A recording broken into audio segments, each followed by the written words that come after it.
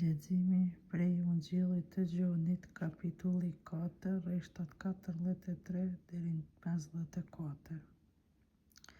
Pas këtyre 2 ditëve shkoi prej andej në Galilei. Në të vërtetë Jezusi kishte thënë se profeti nuk nderohet në vendin e vet. Kur arriti në Galilei, galileasit e pritën mirë, sepse kishin parë se gjithçka kishte bërë në Jeruzalem në kohë të festës, sepse edhe ata kishin qenë për festë. Erdhi prapë në Kenë të Galileës, ku e kishte shndruar ujë në verë. Aty ishte një nënpunës i mbretit, i cili e kishte djalin e sëmurë në Kafarnaum.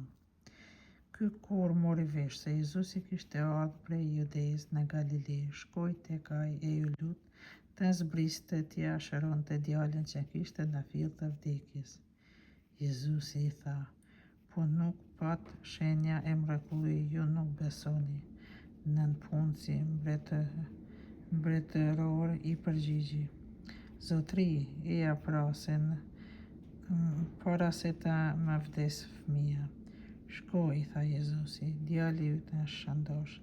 Njeriu i besoi fjalës që i tha Jezusi dhe shkoi. Ndërsa ai po zbriste, shërbëtorët e tij dolën përrallë i thanë: "Djali yt është shëndosh e mirë." E pyeti për kohë kur filloi të bëjë më mirë. Ata i thanë: "Dje rreth orës 7 e lëshuan ethi." E ati e kuptoi se ajo ndodhi në atë orë kur Jezusi i tha: "Djali yt është shëndosh."